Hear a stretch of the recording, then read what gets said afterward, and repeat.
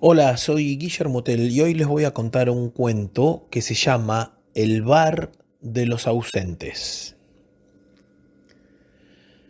Hace casi 10 años que mi viejo falleció. Se fue bien, o por lo menos eso creo. Nunca tuvimos una buena comunicación, aunque pensándolo bien, hacer esta generalización es un tanto injusto. En realidad nuestra comunicación comenzó a perderse cuando llegué a la adolescencia y empecé a tener pensamiento propio. Ya adulto, inicié el recorrido de mi propio camino que pareció inevitablemente divergir del de él y nuestra relación se fue distanciando. Jamás nos peleamos, pero nuestra situación filial era la demostración más acabada de que los lazos sanguíneos no necesariamente implican lazos afectivos. Si bien nunca fui un tipo ni melancólico ni depresivo, con el paso de los años empecé a sentir una especie de necesidad de charlar con mi viejo. Es extraño, porque cuando lo tenía en carne y hueso casi no cruzábamos palabras y ahora, que la comunicación es imposible, me siento como si esa conversación fuera ineludiblemente necesaria. Tal vez porque alcancé una edad donde empiezo a ver cómo mis propios hijos dejan de ser personitas para transformarse en seres con criterio propio y siento ese extraño temor de sospechar que mis vástagos pueden estar muy lejos de lo que uno soñaba o esperaba para ellos. Y esa sensación me ubica hoy en un papel más parecido al que tenía mi viejo en aquella época. O tal vez porque uno se va haciendo grande e inevitablemente va cambiando de perspectiva respecto de casi todas las cosas de la vida. Cualquiera fuera la razón, me sentía como si tuviera una deuda pendiente con la vida, con la mía y con la de mi viejo. La mía era medianamente manejable, ya que yo aún estaba acá, pero sentía también esa sensación de que mi viejo se quedó con ganas de hablar conmigo y sobre eso ya no podía hacer nada. ¿Por qué ahora, después de 10 años, se me había puesto en la cabeza la idea de que mi viejo me quería transmitir algo? Y de haber sido así, ¿por qué no me habló cuando pudo? ¿Habría podido? No lo sé, porque uno cree que hablar es fácil, pero a veces las barreras entre las personas son más altas cuando más cercanos son los involucrados. Mi terapeuta me dice que tengo que terminar con el duelo, pero en realidad nunca pasé por ninguna de sus etapas y esta sensación la empecé a percibir ahora. Cada vez le creo menos. Cierta tarde, cuando estaba cortándome el pelo en el mismo lugar de siempre, Andrés, el peluquero, me dijo: «¿Qué caripela tenemos hoy, eh?» «Sí», afirmé sin mover la cabeza en lo más mínimo. «Hace un tiempo que estoy medio bajón y no tengo muy claro el porqué». «¿Cómo que no tenés claro el porqué?», me preguntó asombrado. «Para estar mal tenés que tener una razón, a no ser que seas un depresivo compulsivo que nunca tiene una explicación para su eterna melancolía». «Vos me conocés hace años y sabés que no soy así», intenté justificar. «¿Y entonces?», me consultó en forma genuina. «No lo sé. Hace un tiempo empecé a pensar en mi viejo que se murió hace más de 10 años y tengo una extraña sensación de deuda para con nuestra relación, como si tuvieran quedado cosas en el tintero», me interrumpió Andrés adivinando lo que iba a decir. «Como si necesitara cerrar un círculo que por alguna razón quedó abierto», asombrándome al terminar su frase. «Sí, exacto», dije sorprendido. «¿Cómo sabías?» «¿Por qué no es la primera vez que escucho este tipo de cosas?», me respondió en un tono casi de sabiduría. «¿Ya escuchaste a otros locos con el mismo drama?», pregunté medio en joda y medio en serio. «Sí, claro. Esto es una peluquería y por acá pasa mucha gente. Y al fin y al cabo, los peluqueros terminamos siendo medio psicólogos y chismosos enteros». Terminó su comentario entre risas que acompañé hipócritamente, como tratando de compartir su humorada, pero en el fondo el hecho de que hubiera más gente como yo no me generaba ningún tipo de consuelo. Me mantuve en silencio hasta el fin del corte y daba la impresión de que, sin que ninguno de los dos hubiera hecho nada en particular en ese sentido, la atmósfera se había puesto tensa. Pagué y cuando estaba saliendo, Andrés me detuvo diciéndome: «Pará, no te vayas. ¿Estás apurado?» «No. ¿Por qué?» «Tengo algo que puede ayudarte a resolver tu problema», me dijo casi en un susurro, como si intentara que otra persona no escuchara su comentario. «¿Por qué hablas en voz baja? Comparado con el suyo, mi tono parecía casi un grito. No hay nadie más en el local. No hay nadie más que vos veas. Confieso que su respuesta me sorprendió y asustó al mismo tiempo. Hay cosas, prosiguió Andrés, para las cuales no todo el mundo está preparado y deben ser conservadas en cierto secreto. Supongo que mi cara de impavidez hablaba por mí, ya que mi boca no esgrimía sonido alguno. Andrés cerró la puerta y le echó media vuelta de llave para asegurarse de que nadie entrara. Del bolsillo pectoral de su chaqueta celeste de peluquero de barrio, sacó una tarjeta y me la extendió gentilmente. Primero la miré sin entender y sin atinar a otra cosa la agarré con recelo. ¿Qué es esto?, pregunté sin quitarle la vista a la tarjeta. Una tarjeta, me contestó sarcásticamente. Sí, ya sé que es una tarjeta, casi lo puteé, pero me contuve. ¿Por qué me la das? ¿Para qué sirve? Si querés volver a tener la posibilidad de hablar con tu viejo, llama al número que figura ahí, me dijo mientras parecía que su cara se iluminaba de forma sobrenatural. No entiendo, confesé confundido. Así como hay cosas que es mejor no conocerlas, hay cosas que es mejor no entenderlas. Me habló con un tono filosófico impropio de un peluquero. ¿Me estás jodiendo?, le respondí casi enojado. Esto está bastante lejos de ser una joda, me confirmó con una angélica voz que le desconocía. A veces hay gente que necesita una ayuda, continuó argumentando, y si yo puedo ayudarte, no veo por qué razón no lo haría. ¿Hablar con mi viejo?, volví a preguntar asombrado. Sí, ¿no querías tener una última charla con él?, me repitió mientras por primera vez caía en cuenta de que su rostro parecía evidenciar una bondad infinita. Esta es tu oportunidad. No la desaproveches. Y mientras esto me decía, volví a abrir la puerta y amablemente, con su idioma corporal, me invitaba a retirarme. Ya en la vereda, guardé la tarjeta en alguna solapita de la billetera sin prestar mucha atención y regresé a casa. Pasaron varios días antes de recordar el evento de la peluquería. Tristemente, y más veces de las que deseamos, la vorágine de la cotidianeidad no nos permite valorar la gigantesca importancia de los pequeños detalles. Después de cenar, solo en la cocina, saqué la tarjeta y comencé a estudiarla detenidamente. A pesar del tiempo transcurrido, no se la veía ajada y de hecho parecía llamativamente nueva. El material con el cual estaba fabricada parecía, a primera vista, el típico cartoncito liviano de tarjetas, pero un análisis minucioso me dejaba ver que en realidad era otra cosa. Aunque dócil al tacto, quise marcarlo con el filo de la uña del pulgar, pero no le hice mella.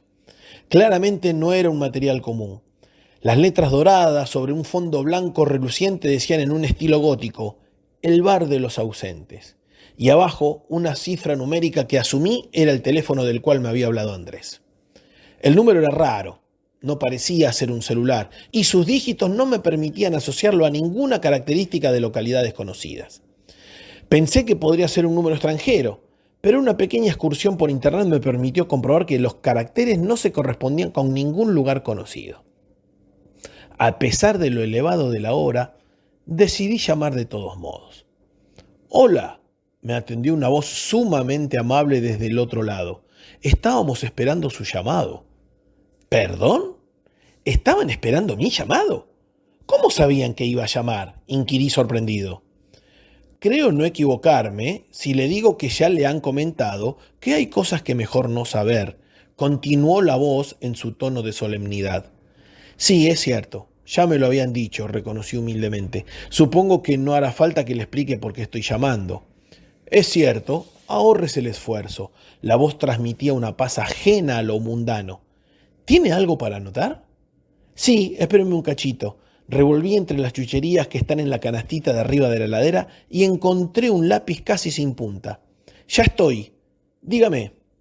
Le voy a pasar una dirección, un día y una hora para el encuentro, pero antes de darle la información usted debe entender, y si no lo entiende, aceptar, que si usted menciona esta información a un tercero cualquiera, todo esto queda sin efecto. ¿Y cómo se van a enterar de que hablé con alguien más?, pregunté sin reparar que mi frase era casi una provocación. Como le dije anteriormente, hay cosas que es mejor que usted no sepa cómo funcionan, me respondió sin perder la más mínima compostura. Perdóneme, usted tiene razón. Y sin más vuelta me pasó la data para mi hipotética visita al bar de los ausentes. La dirección era inverosímil. 2 calles que me eran absolutamente desconocidas en un lugar de la ciudad que se me hacía por completo ajeno, y el horario de la cita era llamativamente errático. Usted confíe, preséntese en esa franja horaria, alguien se pondrá en contacto con usted, me dijo la voz en el teléfono y sin dar mayores precisiones cortó. No me dio tiempo a preguntar qué pasaría si por alguna razón no podía presentarme al encuentro, y tal era mi duda que fui al otro día a preguntarle a Andrés por este tema, y me dijo en forma sucinta: deberías priorizar mejor tu accionar.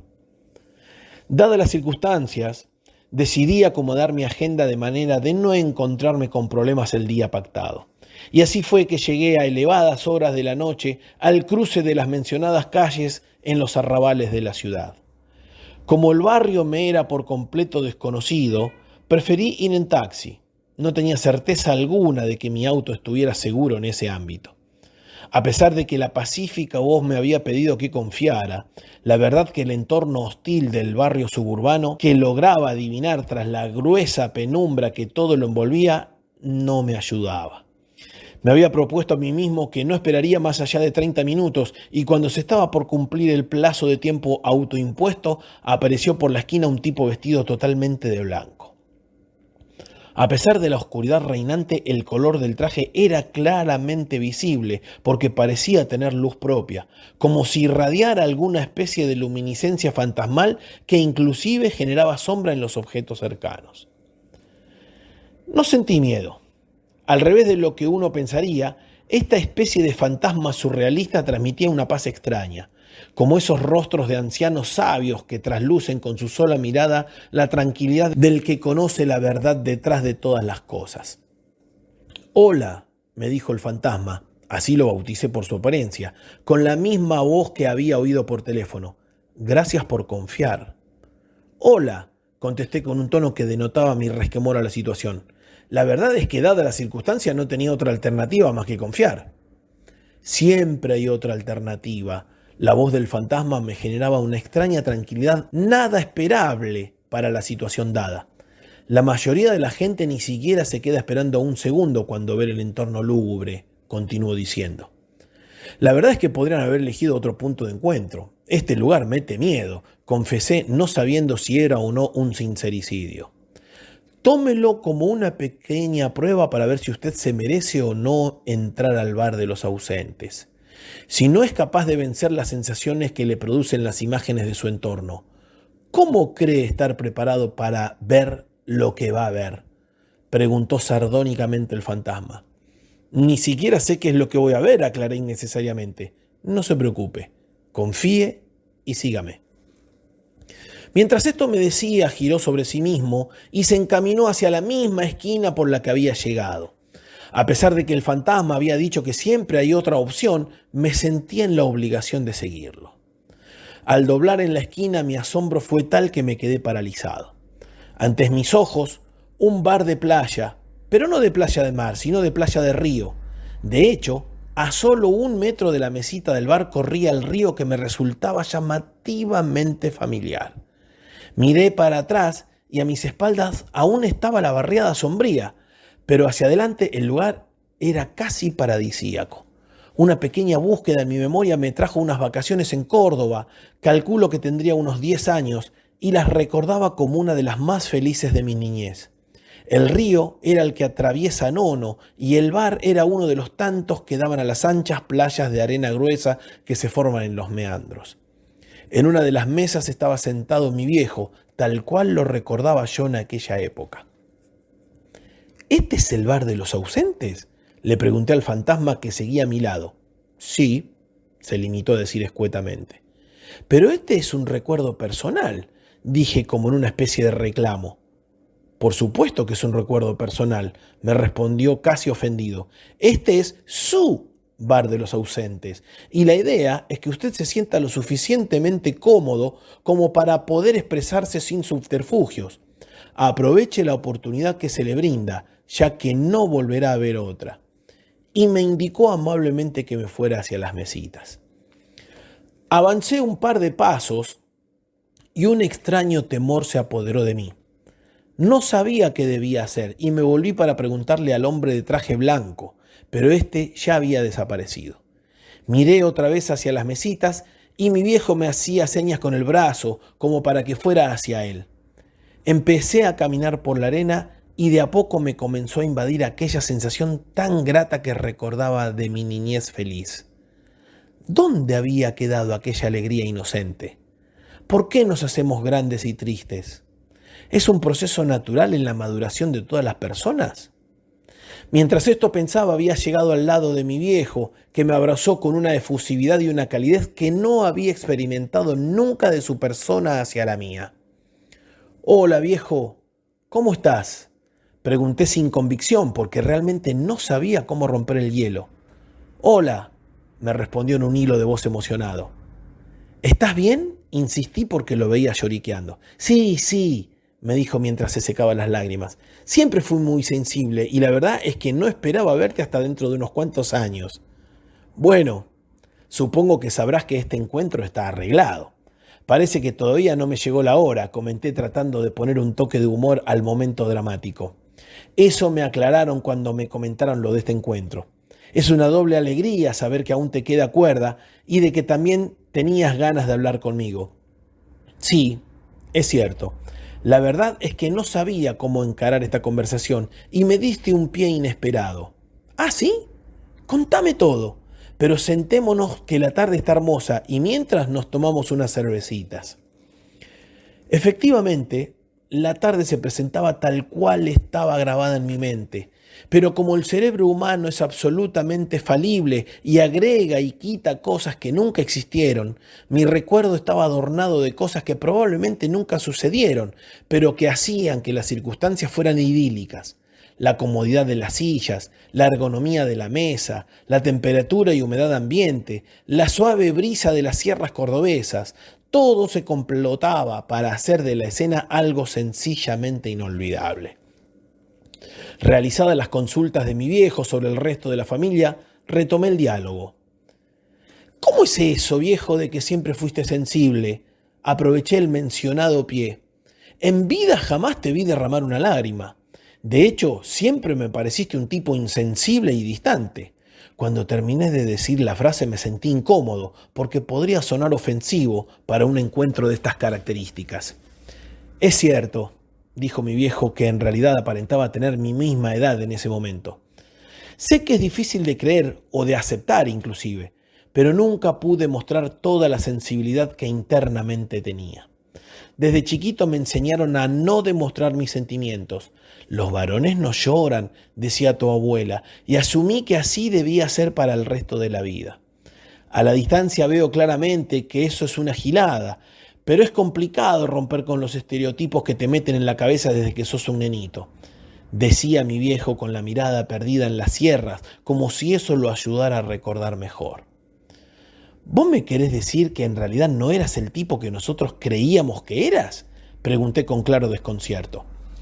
«Nadie es realmente quien parece ser. A veces, creo no equivocarme si digo que tristemente la mayoría, uno mismo no sabe quién es. Y cuando uno no se conoce a sí mismo, es imposible saber qué se desea, qué se pretende y hacia dónde rumbear su vida», interrumpió brevemente su alocución para tomar un sorbo de cerveza. «Si uno no sabe qué quiere, me imagino que los quilombos con los terceros estarán a la orden del día». «Obvio», aclaró mi viejo enfáticamente. «La máscara que uno lleva puesta ante la sociedad es la única que ven los otros, y eso les hace sacar conclusiones que no siempre son acertadas. Habrá algunas personas con las cuales uno se puede quitar esa máscara y mostrar su verdadera esencia, pero la mayoría de la gente solo ve la máscara». Se detuvo un instante como rebuscando en su cerebro las palabras.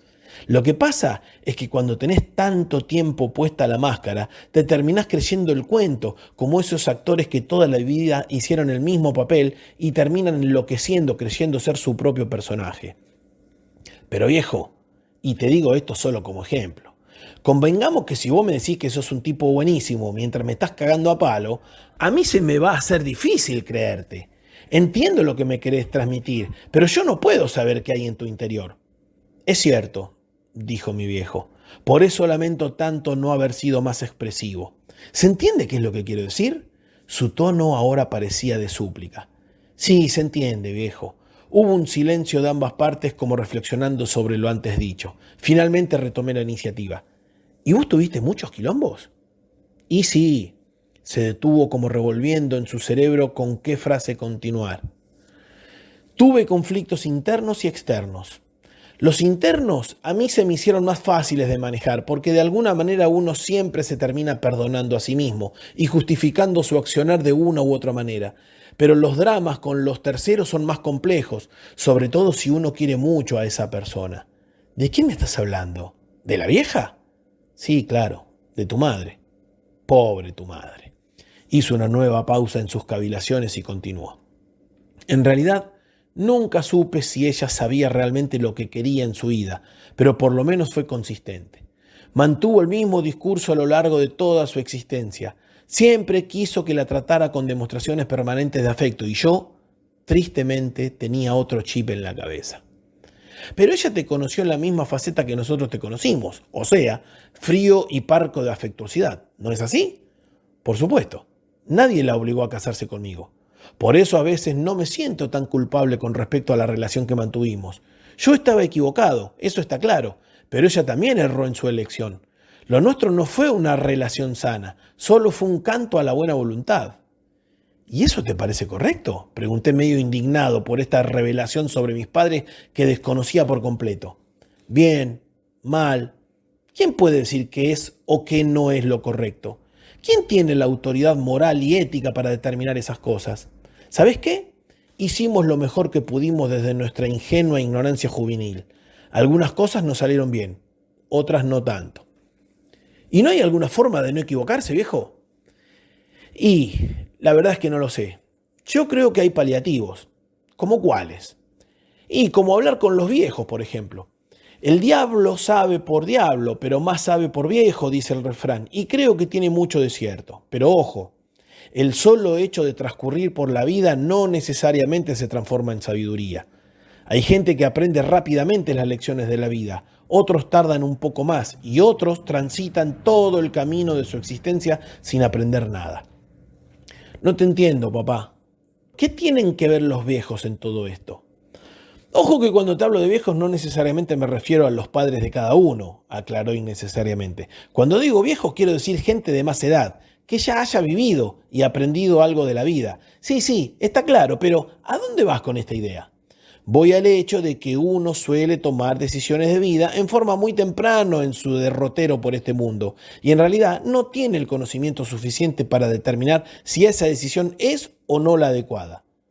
Por ejemplo, si vos querés tener hijos, tenés que tenerlo temprano en la vida, porque si no después, en lugar de ser padre, vas a ser abuelo. Y si sos mina, es peor, porque tenés una vida fértil limitada. La biología es cruel en ese sentido. Entonces terminás teniendo hijos con aquella persona que tal vez es fantástica como madre o padre, pero pésima como pareja. ¿Se entiende? No. Mi voz sonó contundente. ¿Cómo haces para hacer esta disociación? ¿Puede ser que alguien sea un excelente padre o madre y un pésimo compañero de pareja? Por supuesto, dijo mi viejo en un tono marcado rayano al grito. Todos somos varias personas en una. Todos tenemos distintos nosotros dentro de nuestro que se dejan expresar de acuerdo al entorno. Creer que nuestro carácter y personalidad es el mismo en todo momento y con todo el mundo es ingenuo. Vos no sos el mismo tipo cuando estás con los muchachos de fútbol que con los compañeros de laburo. Tampoco sos el mismo cuando estás en un rol jerárquico que cuando jugás con tus hijos. Y tampoco sos el mismo cuando estás en el rol de padre que cuando estás en el rol de pareja de tu pareja. Por eso hay gente que como padre es genial, pero como amante de su pareja es pésimo. Muchas mujeres dejan de ser esposas cuando se transforman en madres. Pero para saber si uno es bueno o malo en cada rol, se tiene que conocer a sí mismo. Y ahí volvemos al principio. Si no te conoces, es muy jodido saber qué va a pasar en tu relación con un tercero. ¿Y el amor, viejo? ¿No hay lugar para el amor en todo este chamullo? ¿No crees que sea posible que todos esos problemas se puedan resolver si estás enamorado de la otra persona? Qué linda pregunta, me dijo en un tono socarrón. Si sos capaz de definir al amor, tal vez podamos ponernos de acuerdo en alguna respuesta. Esbozó una sonrisa adivinando lo que le iba a decir. Ni yo ni nadie puede darte esa respuesta, viejo. El amor es algo muy personal y tiendo a creer que cada uno tiene una visión y una definición de amor que no necesariamente coincide con la de los demás. Exacto. Se terminó de empinar su cerveza. Yo pienso exactamente igual que vos. El famoso ¿cómo quieres que te quieras? Es absolutamente real. El problema es que la mayoría de la gente no sabe cómo le gustaría que lo quieran, entonces no puede transmitir esa solicitud al otro. Y también están los que, sabiendo lo que desean, no se lo dicen al otro porque creen que ese otro, si realmente los ama, lo va a percibir.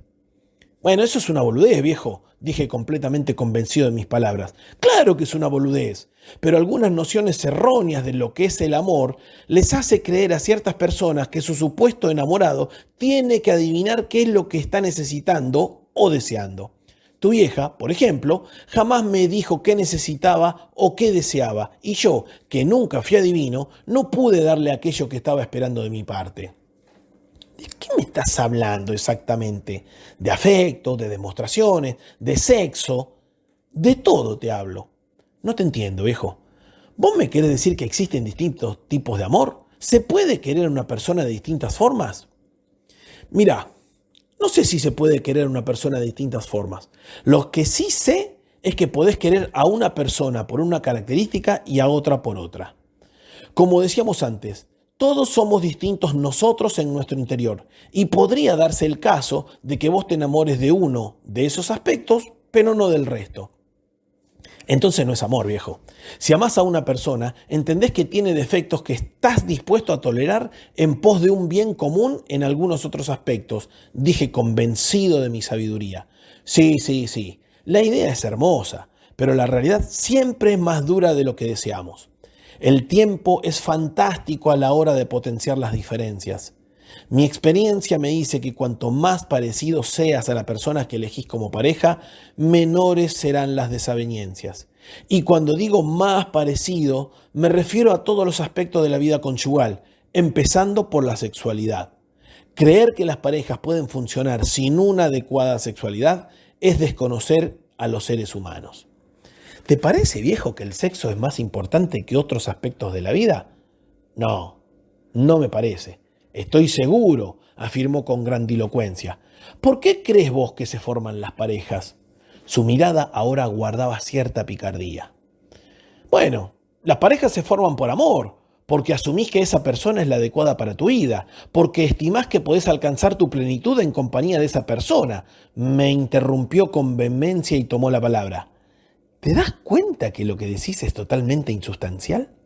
¿Sabías que casi nadie puede explicar las razones por las que está con la persona que está? La elección de una pareja nunca es racional, siempre es emocional, y como los humanos no podemos controlar nuestras emociones, así nos va. Tal como lo planteás vos parece un problema insoluble, dije en un tono casi resignado. Insoluble no sé. Guardó silencio por unos instantes y siguió con su argumentación. Lo que sí te puedo asegurar es que la convivencia con alguien es un tema complejo y vos tenés que tener muy claro qué es lo que buscás o necesitas para saber si esa persona es la indicada o no. Tomó aire, se acomodó en su silla y continuó. Y en mi opinión, el punto más importante a tener en cuenta a la hora de formar una pareja es la sexualidad. Garchar es lindo, viejo, pero no sé si es para tanto. Debo reconocer que tratar estos temas me generaba el mismo pudor que me impidió hablar de ellos con mi viejo en vida, pero dadas las circunstancias debía seguir adelante. Puede ser, me reconoció en tono conciliador, pero si vos sos un tipo sexual, si tu vida está asignada por el deseo de la carne, no tener una pareja acorde a tus necesidades solo será para quilombo. ¿Y sabes por qué? Porque el otro no tiene ninguna obligación de tener el mismo nivel de deseo que vos. Y entonces pasa que vos te morís de gana de ponerla y tu pareja se muere de gana de que no la jodas con querer ponerla a cada rato. ¿Entendés? En esa relación los dos pierden. Pero ¿cómo haces para evitar todo este tipo de cosas? ¿Cómo podés saber que la otra persona será o no será compatible con vos? Al final termina siendo una lotería. No hay forma de saber cómo es la otra persona hasta que estás con la otra persona. Exacto, me respondió en ese tono parsimonioso que tanto conocía y tanto me fastidiaba. La única solución que encuentro, a medias, lo reconozco, es que vos le digas a la otra persona qué es lo que sos y qué es lo que deseas. La otra persona tendrá la oportunidad de elegirte o no, pero en todo caso no podrá decir que no sabía lo que vos eras. Y volvemos a caer en el tema del autoconocimiento. Sí, señor. Decía esto y lo reafirmaba con el movimiento en su cabeza. Fíjate que esto no es nuevo. Los griegos ya decían, conócete a ti mismo, pero el problema es que nadie le da bola.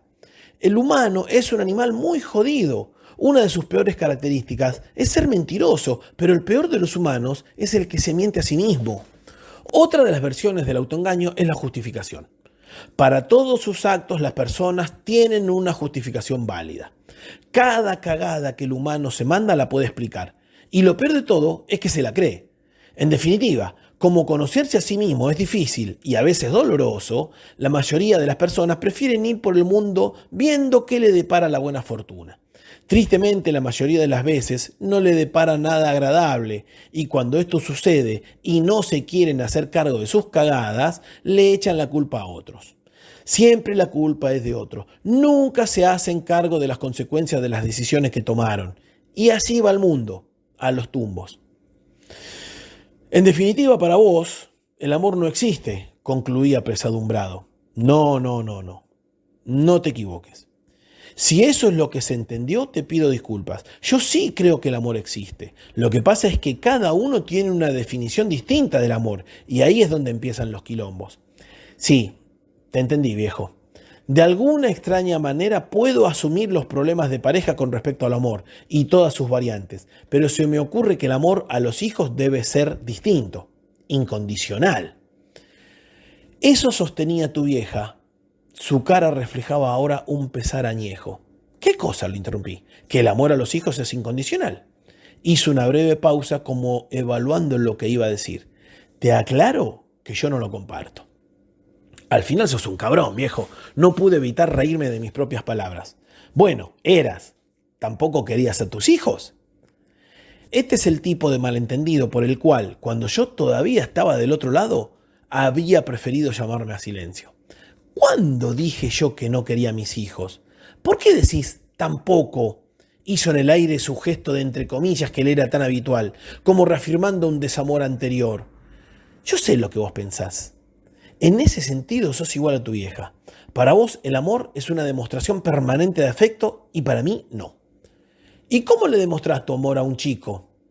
¿A un chico o a un hijo? Ojo que son dos cosas distintas, ¿eh? Al principio tus hijos son chicos, pero después de cierta edad se transforman en señores grandes que toman sus propias decisiones. En esta etapa de adultez, yo no estoy tan de acuerdo con la incondicionalidad del amor. O sea que vos los querés mientras son chicos. Cuando crecen, adiós al amor. Yo no dije eso. Yo hablé de amor con condiciones. No puedo creer ni entender cómo me decís que el amor tiene condiciones. Bueno, pongamos un ejemplo. Tu hijo, al que vos le diste todo tu amor desde el primer día, ese por el cual trabajaste horas extra para poder comprarle una bicicleta nueva, ese por el cual inclusive te postergaste a vos mismo en pos de ofrecerle un mejor ambiente contenedor en el cual desarrollarse. Ese hijo un día sale de caño y mata a una persona para robarle un celular. A ese hijo, ¿vos lo seguirías queriendo como siempre? ¿O tendrías ganas de cagarlos bien a trompada? Bueno, me pusiste un ejemplo extremo, te fuiste al carajo, viejo. ¿Vos creés que los asesinos no tienen padres? Se generó un silencio incómodo. Yo no podría sentir amor por un asesino por más que este fuera mi hijo. Pero sí creo que las madres son más seguidoras en este sentido. Son como los perros, que aunque los apalés, siempre vuelven a tu lado con esa fidelidad innata que los hace predecibles. ¿Será por eso que los condenados a muerte se acuerdan de sus madres y no de sus padres a la hora del destino final? Probablemente, dijo mi viejo y se quedó reflexionando. De los que estamos acá, creo que ninguno fue por pena de muerte, así que no hay a quien preguntarle, dijo mientras esbozaba una sonrisa pícara. Igual, continué, Convengamos que si un hijo tuyo te sale tan desviado, es que como padre en algo fallaste. Al decir esto me di cuenta que su cara, hasta ahora de impasible tranquilidad, se transformó en un enojo contenido, pero latente. No, se contuvo porque daba la impresión de que iba a largar una puteada. Definitivamente eso no es cierto. Pero te cuento algo. Durante mucho tiempo yo era de tu misma idea y cuando era joven creía que los hijos eran lo que los padres hacían de ellos. Esto me duró hasta que ustedes fueron creciendo y empecé a darme cuenta que, por más que tratara de orientarlos hacia donde pensaba que era mejor para su porvenir, ustedes insistían en seguir por otro camino. Y acá es donde se plantea el dilema. ¿Hasta dónde un padre puede decirle a sus hijos qué cosa estudiar? ¿Cuántas veces puede decirle a sus hijos que tal o cual amistad no le conviene? ¿Hay algún momento en el que un padre se da cuenta que su hijo dejó de ser un niño y se transformó en un señor que toma sus propias decisiones? O sea que según tu punto de vista, los padres no influyen en lo que son sus hijos. Influyen hasta cierta edad, pero cuando sos adulto, la responsabilidad sobre tus decisiones son tuyas. Muchos adultos justifican su accionar en la influencia de que sus padres tuvieron sobre ellos. Pero para mí eso es un chamullo para justificar su inacción a la hora de modificar sus actitudes. Y de chapa se quitan responsabilidades de encima endilgándosela a sus padres. Lo que se dice toda una hijaputez. Pero vos mismo me dijiste al principio de la charla que eras frío e insensible porque la abuela te había dicho que los hombres no lloran. ¿En qué quedamos? ¿Los padres influyen o no influyen? Sí, influyen. Lo que quiero decir es que no podés echarle la culpa de todo lo que pasa en tu vida a tus viejos. En algún momento te tenés que hacer cargo de tus actos. Entonces vos decidiste ser frío e insensible. La responsabilidad sobre no cambiar esa actitud fue tuya. Los abuelos no tienen nada que ver en tu forma de manejar tus sentimientos. Sí. Su cara dejaba traslucir ahora una cierta pena antigua, como de problema no resuelto. A la distancia, puedo ver que debía haber cambiado mis modos, pero la falta de tacto, la prepotencia del joven ignorante que se las cree saber todas, me hizo tomar decisiones equivocadas. Además, y esto hay que reconocerlo, están las características propias de cada uno. La mayor parte de las veces no es solo una cuestión de voluntad. Uno es lo que le tocó ser. ¿Hay cosas que no se pueden mejorar o modificar de uno mismo? Sí, claro. Pero también hay cosas que con solo la voluntad no cambian. Si fuera por ganas de modificar y esfuerzos, todos seríamos jugadores de la selección, pero eso no es posible. Hay virtudes y defectos que nos son innatos y los vamos a arrastrar por toda la eternidad. A mí me tocó ser poco demostrativo, sensible, pero no demostrativo. Y la gente cree que como uno no demuestra, no siente. Se generó un silencio incómodo del cual no veía cómo salir. Suspiró como alguien que evoca tiempos mejores y siguió. ¿Vos sabés por qué estás acá? Porque yo tenía necesidad de hablar con vos, viejo. Dije avergonzado, sin razón alguna. Pero eso solo no alcanza para llegar hasta acá. Muchos de los que todavía están del otro lado también tienen ganas de hablar con algún ser querido que está de este lado. Y entonces consulté sin saber bien a dónde apuntaba su argumentación. Vos estás acá porque yo también tenía la necesidad de decirte cosas. Este comentario me sorprendió grandemente. Para que a alguno que todavía está del otro lado se le dé la posibilidad de encontrarse con alguien de este lado, ambos tienen que tener el deseo de que esto suceda. ¿Y vos sabías que yo tenía ganas de hablar con vos? No, ni idea. Acá no nos enteramos de lo que pasa allá abajo, pero sí tenía ganas de decir cosas que me habían quedado en el garguero. Evidentemente, la necesidad era mutua. Me daba cuenta que el tiempo pasaba porque la cerveza se agotaba y el mozo, sin que nadie le pidiera nada, la reponía inmediatamente, abasteciéndonos siempre de palitos, maníes y aceitunas. El sol, siempre colgado del mismo rincón del cielo, no se movía y daba la impresión de que nos daba un día eterno, si fuera necesario para poder seguir charlando sin apremios. Me clavé unas aceitunitas que estaban tremendas y seguí reflexionando. Entonces el hecho de que nos hayamos encontrado acá, no sé si es bueno o es malo. No te entiendo, dijo mi viejo con su parsimonia habitual. Claro, viejo, si nosotros hubiéramos tenido un buen diálogo allá abajo, hoy no estaríamos hablando acá y nos habríamos perdido la oportunidad de volver a vernos. Por otro lado, la necesidad mutua nos dio la posibilidad de este reencuentro. Es cierto, no lo había pensado de esa manera. Como casi todo en la vida, siempre hay una segunda lectura que generalmente se nos escapa. ¿Y vos qué me querías decir? ¿Qué cosa no te animaste a decir en vida? Me miró con una cara que no le había conocido en vida, mezcla de vergüenza y piedad. Se tomó su tiempo antes de decir algo, como si por dentro se debatiera en una lucha entre el ser y el deber ser. Pareciera que hay cosas que cuestan horrores cambiar en este plano de la existencia, y también del otro lado, en la muerte. Yo quería verte para pedirte perdón, dijo mi viejo, después de un largo rato. ¿Perdón?, pregunté sorprendido. ¿Perdón de qué? Perdón por todos los errores que como padre puedo haber cometido. Yerros que pueden haberte lastimado cuando eras chico y que pueden haberte dejado marcas en tu vida adulta. Ser padres es como andar en bicicleta. Uno no puede aprender en un seminario. El conocimiento se adquiere sobre la marcha y sufrís muchas caídas y te pelás las rodillas un montón de veces. A la larga aprendés, pero los cascarones y las cicatrices de los golpes no te las saca nadie. Y las víctimas más claras de nuestro aprendizaje como padre son nuestros hijos. No supe qué decir. Mi viejo me contaba esto sin mirarme directamente a los ojos, como si el hecho de no sostenerme la mirada hiciera que expresarse fuera más fácil. Supuse, y esto me lo imagino casi con total certeza, aunque nunca se lo pregunté, que sincerarse de esta forma le debe haber costado muchísimo, a tal punto que nunca se animó a decírmelo en vida. O tal vez consideraba que yo no tenía en aquel momento la madurez necesaria para poder entender lo que ahora me estaba transmitiendo. Cualquiera fuera la razón, se lo notaba liberado, como si hubiera logrado sacarse de encima un peso enorme. Recién en el silencio que se generó después de sus palabras, me di cuenta de que el tiempo transcurría. La sombra de los árboles sobre el río se habían estirado y casi tocaban la otra orilla. Sin que nadie me lo dijera, asumí que nuestro encuentro empezaba a terminar.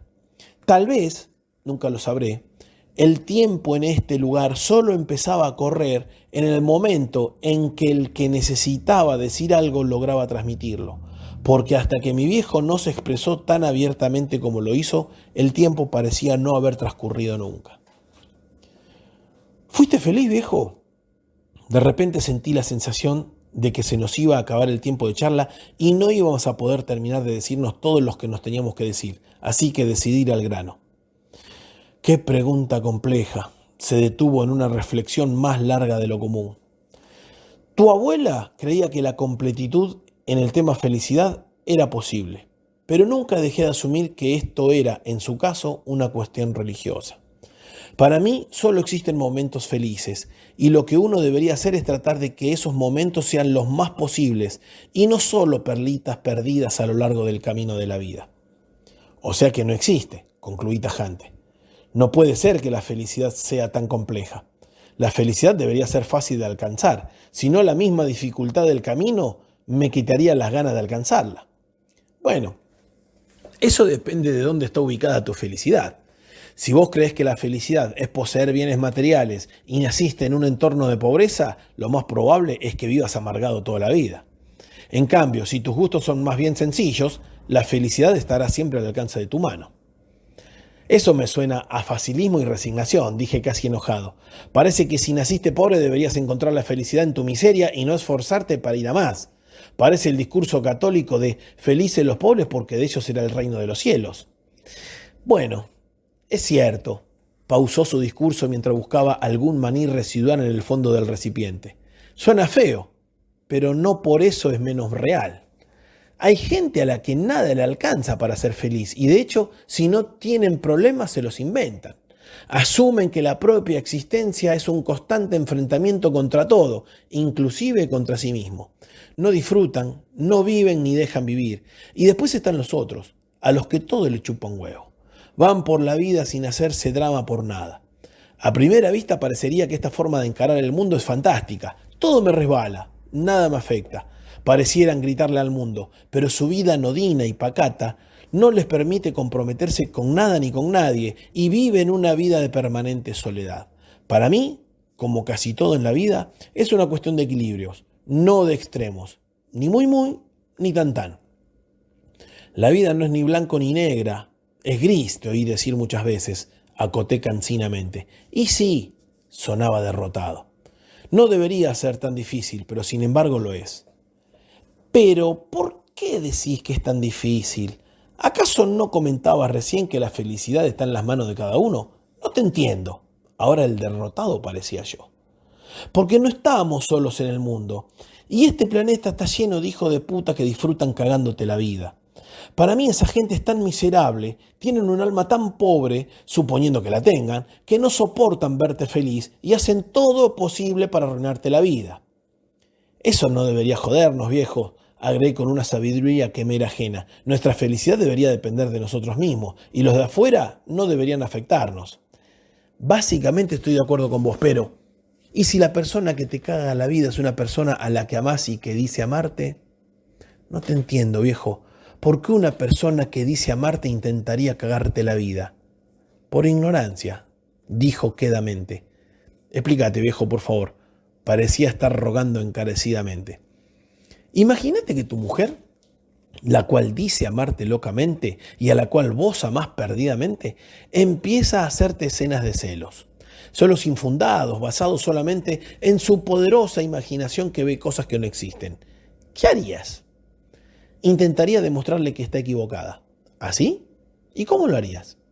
La persona que quiere creer, cree. No necesita pruebas. Pero para un cachito. Me empecé a poner nervioso porque hasta acá la conversación seguía los carriles de la cordura, pero ahora parecía desbarrancar en la insustancialidad. Si tu mujer está con vos es porque te tiene confianza. Si no, ¿por qué y para qué estaría? Se sonrió por lo bajo, meneó la cabeza con lentitud de un lado hacia el otro, como si ese movimiento lo ayudara a recordar o tal vez a comprender episodios de una vida pasada que nunca llegó a dilucidar. Tal vez el silencio, que fue su fiel ladero a lo largo de casi toda la vida terrenal que le conocí, tuviera origen en esa serie de hechos que lo afectaron hondamente y que jamás llegó a comprender. Si, como habíamos hablado hasta ese momento, era difícil conocerse a uno mismo, poder entrar en los recovecos de la mente de cada uno, ¿cómo hacer para poder saber qué le pasa por el valero al otro?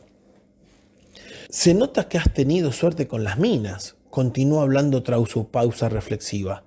¿Nunca te hicieron escenas de celos? No, por suerte no, observé en forma contundente. Bueno, entonces créeme que si te digo que una persona que dice amarte te hace escenas de celos enfermizos sin justificativo alguno, puede realmente hacer de tu vida un tormento. Esa persona a la cual vos elegiste para compartir el camino de la felicidad puede hacerte realmente infeliz. Entonces alcanzar la felicidad es realmente complicado. Y sí, la verdad que sí. A veces la felicidad se nos hace esquiva por impericia propia. A veces porque hay garcas que no quieren verte feliz. Y a veces el palo te llega del lugar menos pensado, de la persona que vos creerías que jamás te haría algo para joderte la vida.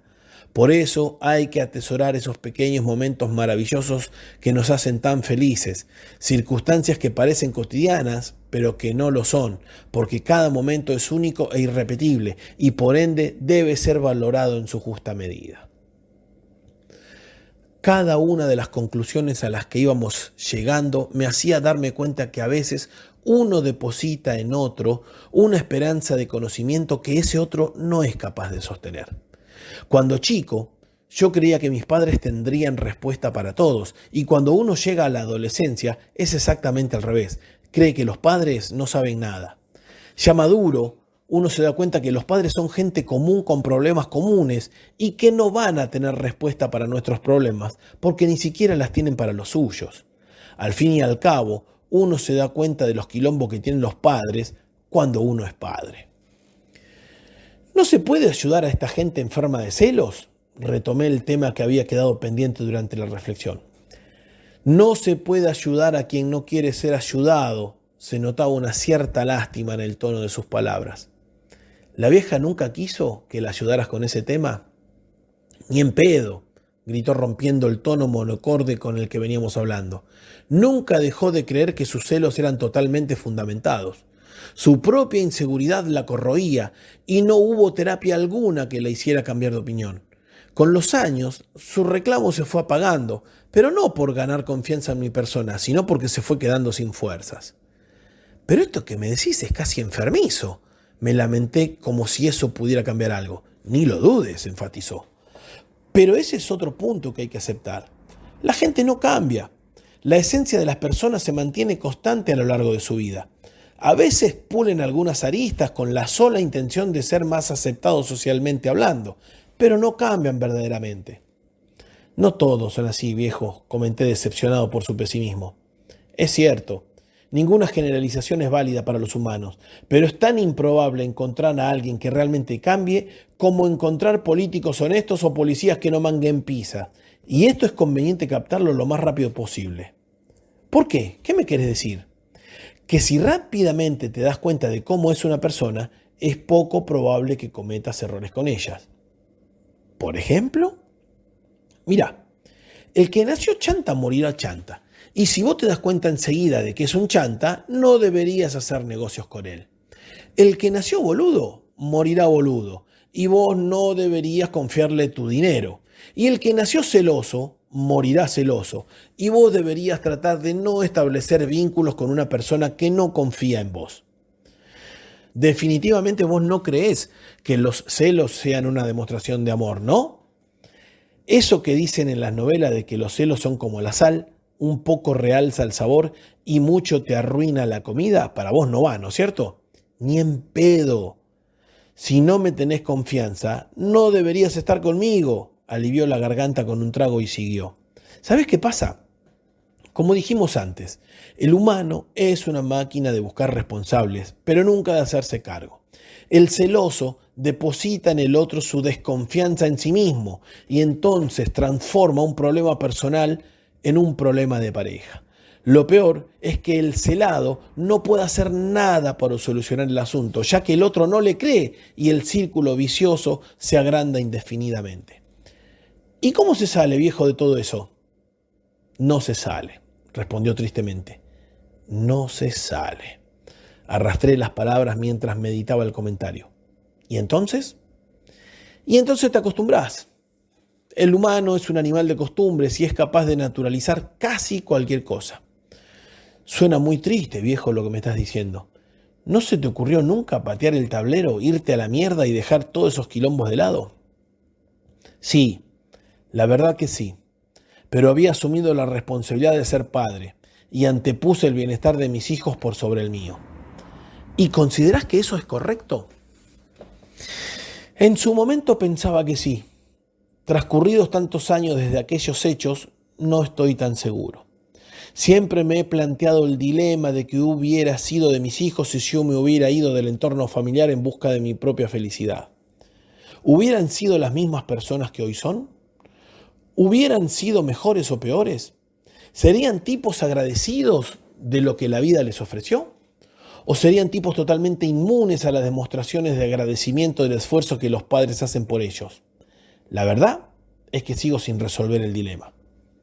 Antes dijiste que los hijos son los que les tocó ser, rememoré usando sus palabras.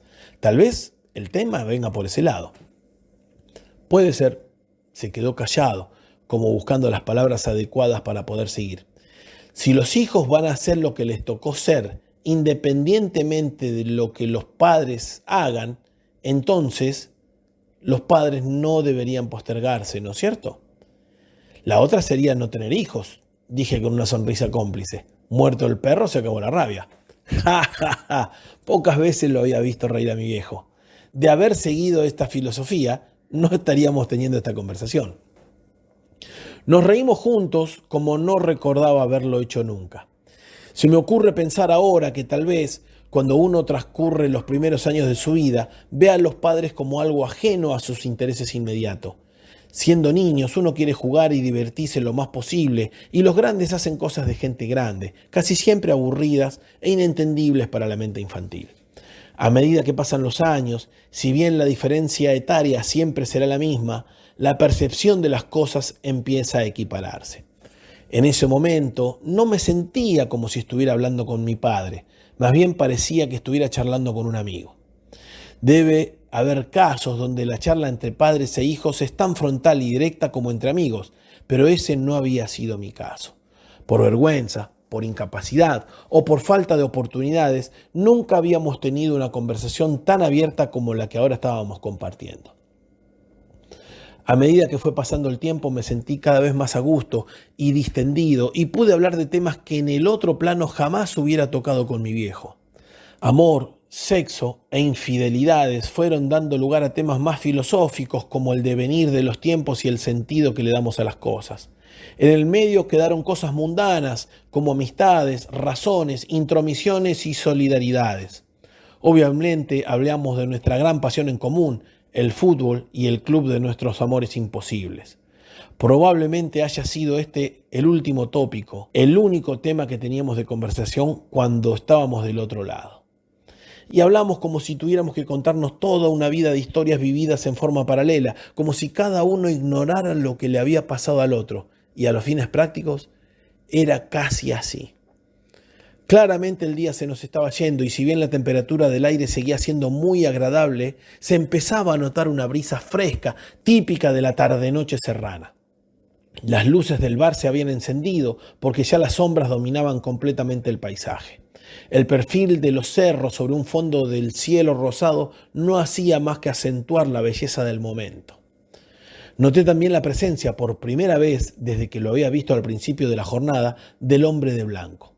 Estaba detrás de la barra y asumí que su aparición señalaba, de alguna forma, el final del encuentro con mi viejo.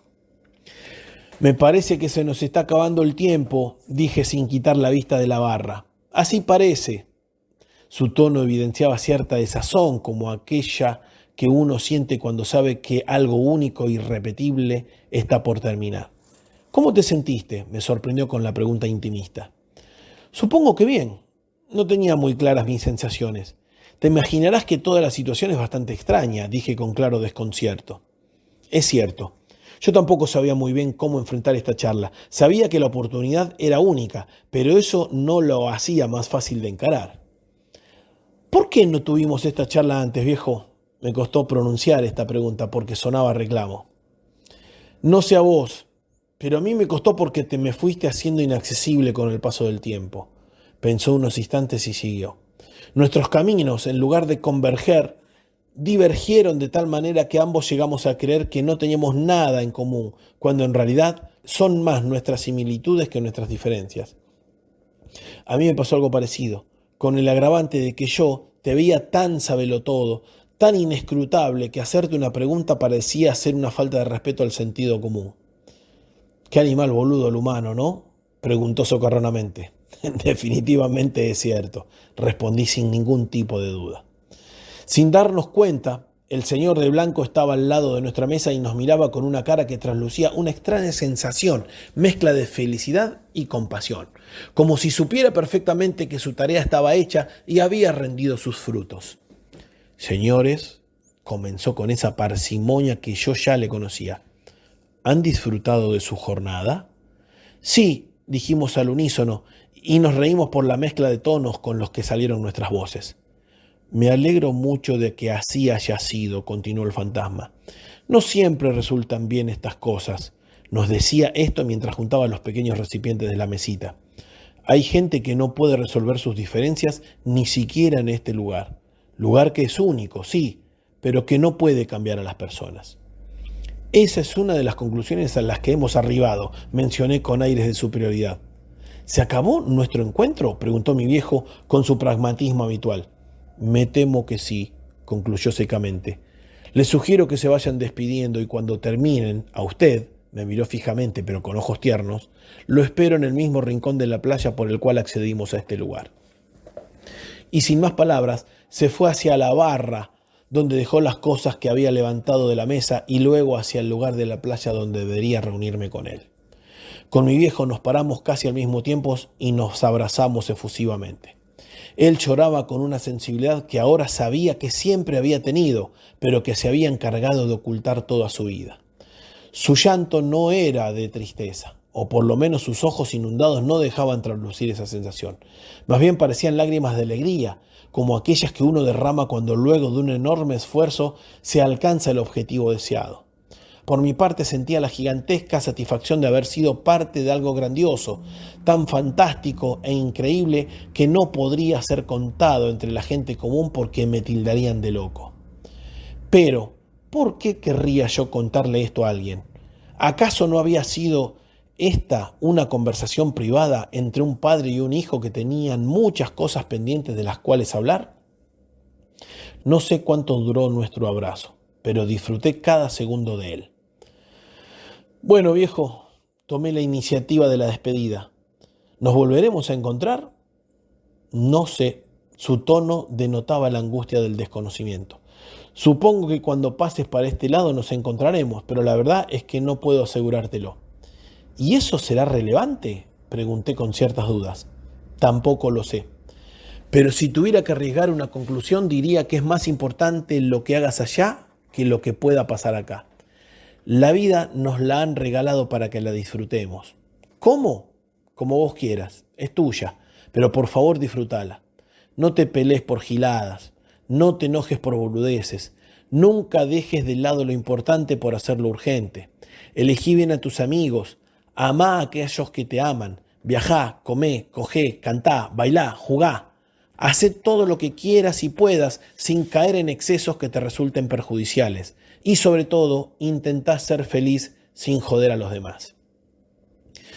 Mientras esto me decía, nos sosteníamos mutuamente por los hombros, como si no quisiéramos terminar de despedirnos, cosa que efectivamente era así. Finalmente me sentí en la obligación de cumplir con el pedido del hombre de blanco. Lo abracé nuevamente y sin saber cómo cortar ese lazo que se había establecido entre nosotros, dije simplemente gracias y me marché. No me di vuelta para mirarlo porque estaba seguro que estaría llorando, haciendo uso pleno de esa sensibilidad de la cual yo era totalmente ignorante. Además, como hijo, prefería no ver llorar a mi padre. Son ceras que uno tiene. Cuando estuve al lado del hombre de blanco y sin mediar palabra alguna, este me acompañó hasta ese portal entre ambos mundos que había sido la esquina por donde la noche anterior a este día maravilloso yo había entrado al bar de los ausentes. Al doblar la esquina volví instantáneamente al sórdido arrabal por donde había pasado la noche anterior y para mi sorpresa, el taxi en el que había llegado aún estaba en la misma posición, como si en realidad yo hubiera vuelto al mismo instante de la noche anterior, el exacto instante donde llegué a la esquina mágica. Miré los alrededores y el barrio parecía tan lúgubre y sombrío como me había parecido la velada anterior. Detuve mi marcha y casi hombro con el fantasma le pregunté, ¿volví a la noche de ayer? ¿El tiempo no pasó? No entiendo, me sinceré brutalmente. ¿Y quién entiende el tiempo? Al igual que el amor, el tiempo es un concepto personal y por ende cada uno lo percibe de forma distinta. No se esfuerce en analizar tanto y preocúpese por disfrutar de ambos.